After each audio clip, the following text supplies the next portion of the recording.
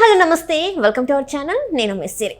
Karthikeya fame Nikhil ఆ hero వచ్చేసి ఇప్పుడైతే పసుపు కండువ అంటే టీడీపీలో జాయిన్ అయ్యారు అని చెప్పేసి అయితే కొన్ని వార్తలు వస్తున్నాయి. At the same time join అవ్వలేదు, జస్ట్ మీట్ అయ్యారు అని చెప్పేసి, లోకేష్ గారిని మీట్ అయ్యారు అని చెప్పేసి కొన్ని వార్తలు వస్తున్నాయి. అసలు ఇందులో ఏ వార్త నిజం, ఏ వార్త వాస్తవం అని మనకు చెప్పడానికి ఉన్నారు మనతో పాటు ప్రముఖ సినీ క్రిటిక్ యజ్ఞమూర్తి గారు. నమస్కారం సార్. నమస్తే సిరి. సార్, ఇప్పుడు చూస్తుంటే కార్తికేయ ఫేమ్ నిఖిల్ సిద్ధార్థ, సో తను కార్తికేయ సినిమాతోని పాన్ ఇండియా హీరో అయిపోయారు. సో ఆ తర్వాత తన మీద కొంచెం క్రేజ్ అయితే బాగా పెరిగింది నార్త్లో, ఇక్కడ సౌత్లో కూడా. సో ఇప్పుడు అలాంటి హీరో ఈ ఎన్నికల టైంలో ఏంటంటే తను పసుపు కండుగా కప్పుకున్నారు లోకేష్ గారి సమక్షంలో అని చెప్పేసి మనకు వార్తలు వస్తున్నాయి. నిజంగానే తను టీడీపీలో జాయిన్ అయ్యారా మరి?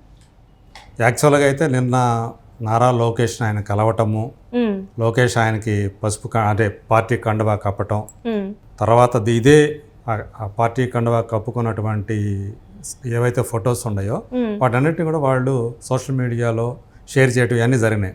సో దాంతో నిఖిల్ టీడీపీలో చేరారా అని చెప్పేసి ఆ వార్తలు మీడియాలో వచ్చాయి.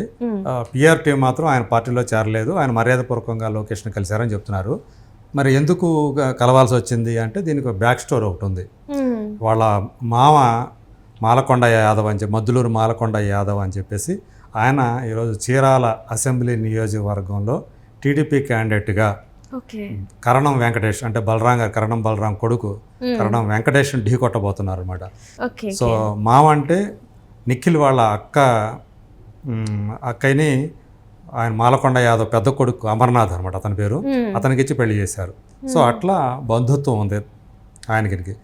సో ఆయనకి మాలకొండయ్యకి టికెట్ ఇచ్చినందుకు చీరాల, ఎందుకంటే టీడీపీ అధిష్టానం కూడా చాలా మల్లగులాలు పడింది చివరి నిమిషం దాకా. అంటే మొన్నటిదాకా మొదటి విడత ఏవైతే ఫేజ్లో అనౌన్స్ చేశారో టీడీపీ సీట్లు ఏవైతే, అందులో ఈ చీరాల లేదు.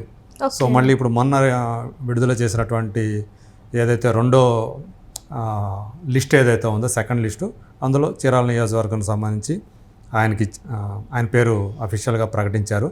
యాక్చువల్గా దాదాపు అంటే చాలా రోజుల నుంచి ఆ నియోజకవర్గంలో తను ఇన్ఛార్జిగా ఉన్నారు ఆయన మాలకొండ యాదవ్. సో ఇప్పుడు ఆయనకే సీటు కూడా కన్ఫర్మ్ చేశారు. సో నేను అనుకోవడం ఏంటంటే రేపు ఆయన తరపున తను వెళ్ళి ప్రచారం చేసే అవకాశం ఉంది అని చెప్పేసి నేను అనుకుంటున్నాను. సో అందు గురించే మర్యాదపూర్వకంగా అంటే మామయ్యకు టికెట్ ఇచ్చినందుకు కలిశాడని చెప్పేసి అనుకోవచ్చు. అంటే నిఖిల్ కనుక వస్తే కొంచెం, ఎందుకంటే కొంచెం బలం పుంజుకోవడానికి అవకాశం ఉంది, ఉపయోగపడుతుంది. సినిమా గ్లామర్ లాగా కూడా అనుకోవచ్చు సార్, ఎందుకంటే ఇప్పుడు పాన్ ఇండియన్ స్టార్ వచ్చేసి ఒక పార్టీకి ప్రచారం చేస్తే జనాలు ఆకర్షితులు అవుతారనే ఒక ఇది కూడా అనుకోవచ్చు కదా సార్. అవును. సో ఆ మేరకే నేను అనుకోవటం ఏంటంటే అతను కనుక వచ్చి ప్రచారం చేస్తే ఖచ్చితంగా మాలకొండ యాదవ్కి కొంచెం ప్లస్ అవుతుంది. ఎందుకంటే అవతల ఉన్నది ప్రత్యర్థులు చిన్నవాళ్ళు కాదు. సో చాలా బలమైన క్యాండిడేట్ కాబట్టి, అంటే బలరాం గారు కాకపోయినా ఆయన కొడుకు, సో కొడుకు తరపున ఎదురుగా ఆయన వస్తాడు. ఇప్పటికే తను కూడా తిరుగుతూ వచ్చారు కాబట్టి వెంకటేష్ అంటే నియోజకవర్గంలో చాలా పరిచయం ఉంది. బట్ ఆయన లాంటి వ్యక్తిని ఢీకొనాలంటే తనకు కూడా కొన్ని ప్లస్లు కావాలి, కొంత అదనపు బలం కావాలి.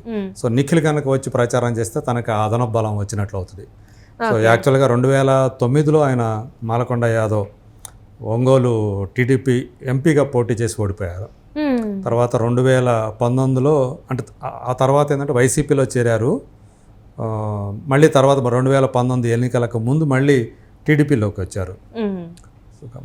2019లో ఏమైందంటే చీరాల నియోజకవర్గం నుంచి గెలిపొందినటువంటి కరణం బలరాం టీడీపీ నుంచి గెలిపోయింది ఆయన వైసీపీలో చేరారు. సో దాంతో ఏం చేసిందంటే టీడీపీ అధిష్టానం అదే చీరాల నియోజకవర్గానికి ఈయన మాలకొండ యాదవ్ గారిని ఇన్ఛార్జిగా చేసిందనమాట. ఇలాంటి పరిణామాలన్నీ జరిగినాయి. సో ఈ నేపథ్యంలో ఏంటంటే అక్కడ నియోజకవర్గం ప్రజలకి అక్కడ ఆకట్టుకోవటానికి నిఖిల్ సినిమా గ్లామర్ పనికొస్తుంది అని చెప్పేసి మాలకొండ యాదవ్ ఆలోచన చేస్తున్నారు. సో ఆయన రిక్వెస్ట్ మేరకే తను కూడా వెళ్ళాడు, లొకేషన్ కలిశాడు నిఖిల్ అని చెప్పేసి వినిపిస్తూ ఉంది. బట్ ఏదేమైనా కానీ సో అది తను ఒక స్టార్ కాబట్టి ఈరోజు పాన్ ఇండియా స్టార్, మీరు చెప్పినట్టుగా కార్తికేయ 2 సినిమాలతోటి, ప్రధానంగా కార్తికేయ 2 సినిమా అతన్ని పాన్ ఇండియా లెవెల్లో అందరికీ పరిచయం చేసింది. ఒక స్టార్గా మార్చింది.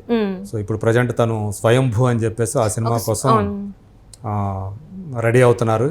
సో భరత్ కృష్ణమాచారి అని చెప్పేసి డైరెక్టరు. సో ఆ సినిమా కూడా ఒక పాన్ ఇండియా లెవెల్లో భారీ స్థాయిలో తీయడానికి ప్రయత్నాలు చేస్తున్నారు. కార్తికేయ 2 రెండు కూడా ఒకదాని మించి ఒకటి విజయం సాధించడంతో మళ్ళీ సేమ్ ఆ కాంబినేషన్ ఏదైతే ఉందో చందు మొండేటి అండ్ నిఖిల్ సిద్ధార్థ్ కార్తికేయ 3ని కూడా అనౌన్స్ చేశారు. అవును సార్. సో మరింత ఎక్కువ బడ్జెట్ తోటి భారీ బడ్జెట్ తోటి ఆ సినిమాని కూడా ప్లాన్ చేస్తున్నారు. అంటే స్వయంభూ అయిన తర్వాత కార్తికేయ 3 ఆయన మళ్ళీ ఆ సినిమా చేసే అవకాశం ఉంది.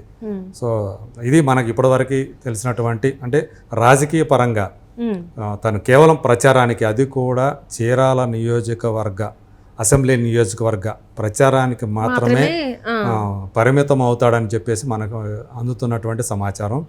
ఒకవేళ నారా లోకేష్ లేకపోతే చంద్రబాబు నాయుడు ఒకవేళ కనుక అడిగితే మరి మిగతా చోట్ల కూడా ఏమైనా ప్రచారానికి వెళ్తాడా ఏంటనే విషయాలు మనకు ముందు తెలియాల్సి ఉంది. అది ఇప్పటివరకు మనం చూసుకున్నట్టయితే చాలా తక్కువ మంది టీడీపీలో చాలా తక్కువ సినిమా గ్లామర్ అనేది చాలా తక్కువ కనిపిస్తుంది మనకి. అంటే బాలకృష్ణ గారు ఉన్నారు, కొంతమంది సీనియర్ సినిమా యాక్టర్స్ ఉన్నారు, కానీ యంగ్ యాక్టర్లో చూసుకుంటే ఇప్పుడు మన నిఖిల్ గారే అనిపిస్తుంది ఇప్పటివరకు చూస్తుంటే.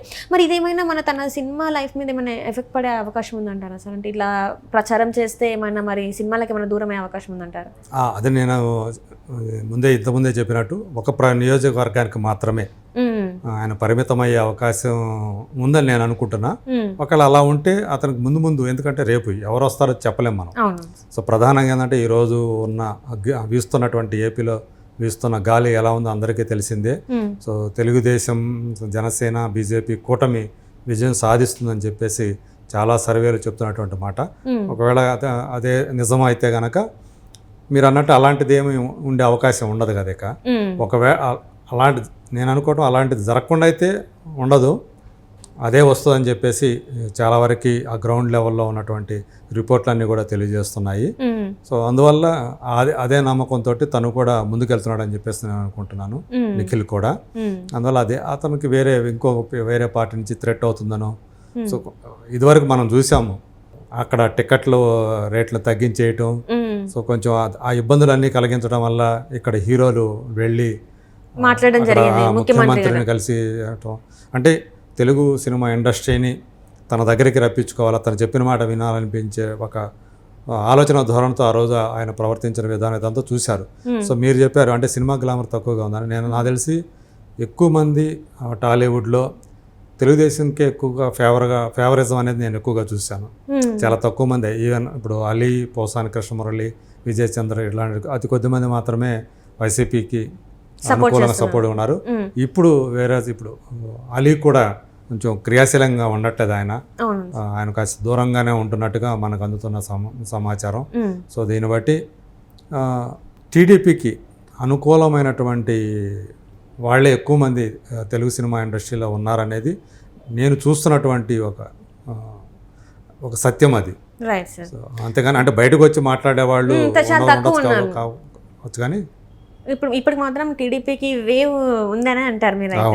Right sir, right. Thank you so much sir. Thank you.